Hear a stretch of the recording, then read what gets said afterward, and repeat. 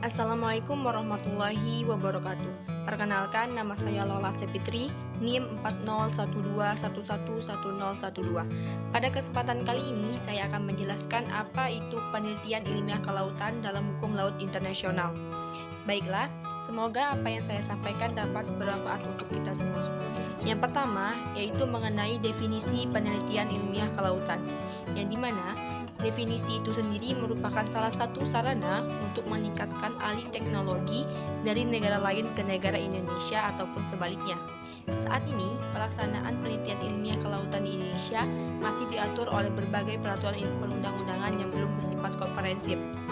Maka dari itu, perlu dilakukan suatu unifikasi pengaturan di bidang penelitian ilmiah kelautan di Indonesia. Selanjutnya, ada itu pengertian dari penelitian ilmu kelautan berdasarkan UNCLOS, yaitu dalam pasal 238 Konvensi Hukum Laut PBB 1982 yang menyatakan bahwa semua negara tanpa memandang letak geografisnya dan organisasi-organisasi internasional yang kompeten berhak mengadakan riset ilmiah kelautan dengan memperhatikan hak dan kewajiban negara-negara lain sebagaimana ditentukan dalam konvensi ini. Penelitian ilmiah kelautan ini tidak hanya digunakan bagi negara yang melakukan penelitian, namun juga bagi negara lain yang membutuhkan juga dapat menggunakannya. Karena penelitian ilmiah kelautan pada dasarnya merupakan bagian dari warisan bersama umat manusia atau yang dimaksud dengan Common Heritage of Mankind.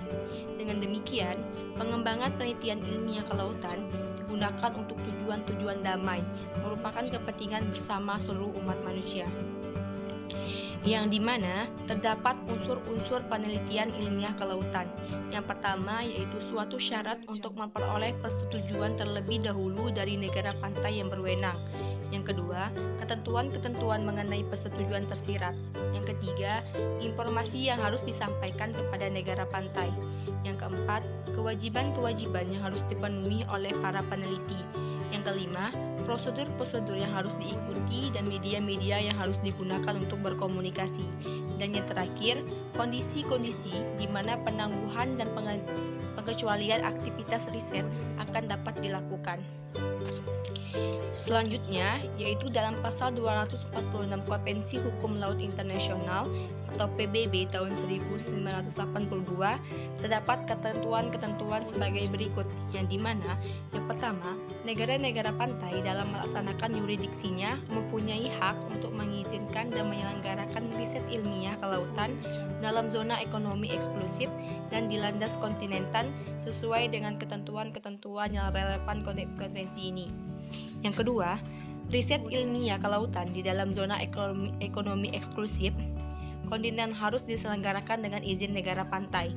Dan yang terakhir, kegiatan-kegiatan riset ilmiah kelautan tidak boleh mengganggu secara tidak wajar kegiatan yang diselenggarakan negara-negara pantai sesuai dengan hak berdaulat dan yuridiksinya sebagaimana ditentukan dalam konvensi ini.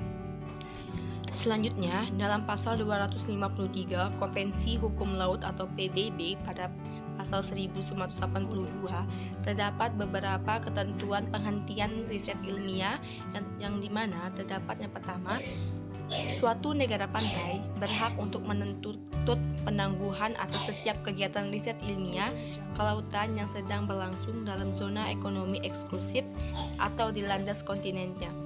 Yang kedua, suatu negara pantai berhak untuk menuntut penghentian setiap kegiatan riset ilmiah kelautan apabila tidak memenuhi ketentuan pasal 248 yang mengakibatkan timbulnya perubahan utama dalam proyek riset atau kegiatan-kegiatan riset yang dimaksud. Yang ketiga, suatu negara pantai juga boleh menuntut penghentian kegiatan riset ilmiah kelautan apabila salah satu dari keadaan yang disebut dalam ayat 1 itu tidak dibetulkan dalam tenggang waktu yang wajar.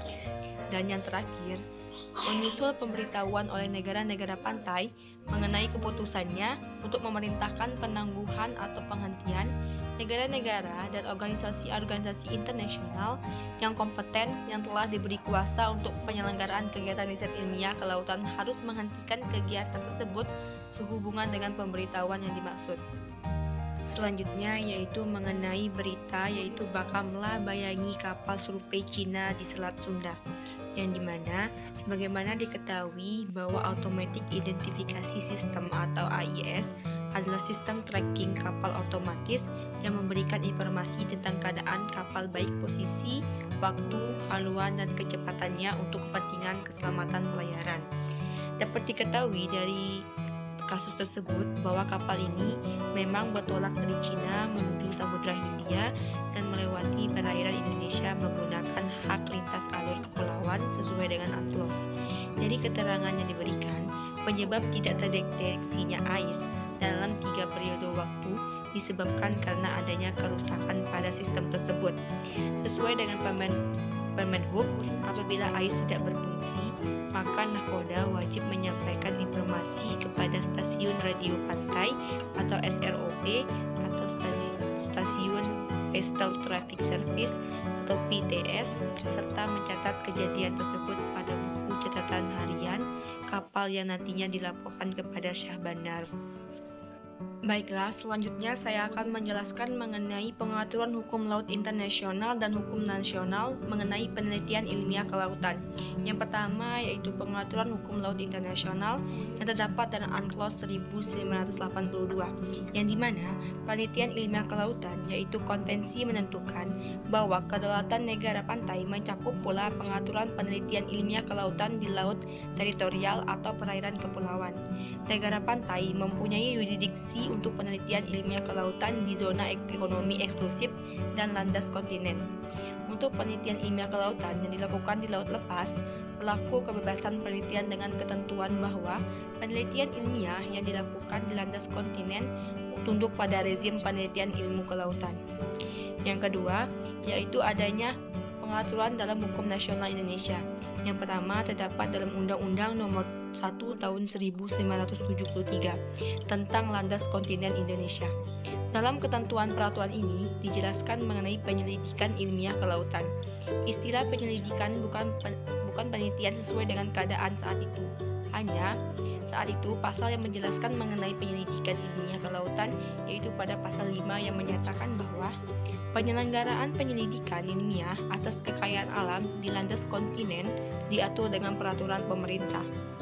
Yang kedua yaitu Undang-Undang Nomor 5 Tahun 1983. Undang-Undang Nomor 5 Tahun 1983 yaitu mengatur mengenai zona ekonomi eksklusif, yang dimana pengertian penelitian ilmiah kelautan diatur dalam pasal 1 huruf C Undang-Undang ini yang dijelaskan bahwa penelitian ilmiah adalah semua kegiatan yang berhubungan dengan penelitian mengenai semua aspek kelautan di permukaan air, ruang air, dasar laut, dan tanah di bawahnya di zona ekonomi eksklusif Indonesia.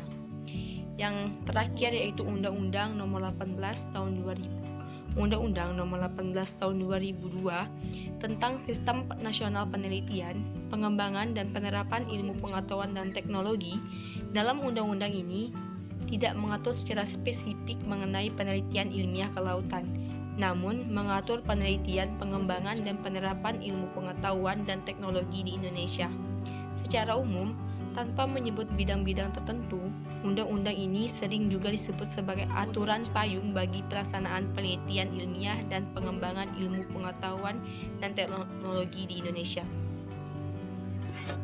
Jadi, kesimpulannya, penelitian ilmiah kelautan merupakan salah satu sarana untuk meningkatkan alih teknologi dari negara lain ke negara Indonesia ataupun sebaliknya, yang dimana penelitian ilmiah kelautan ini tidak hanya digunakan bagi negara yang melakukan penelitian saja, namun juga dapat dibutuhkan atau digunakan oleh negara lain, karena penelitian ilmiah kelautan pada dasarnya merupakan bagian dari warisan bersama umat manusia atau common heritage of mankind, yang dimana mengenai aturan penelitian ilmiah kelautan, mengenai pengaturan undang-undangnya masih mengalami berbagai macam perbedaan, yang dimana terdapat dalam UNCLOS 1982, Undang-Undang Nomor 1 Tahun 1973, Undang-Undang Nomor 5 Tahun 1983, dan yang terakhir yaitu Undang-Undang Nomor 18 Tahun 2002, dan masih banyak lagi peraturan-peraturan lainnya. Sekian penjelasan materi mengenai apa itu penelitian ilmiah kelautan dalam hukum laut internasional dari saya.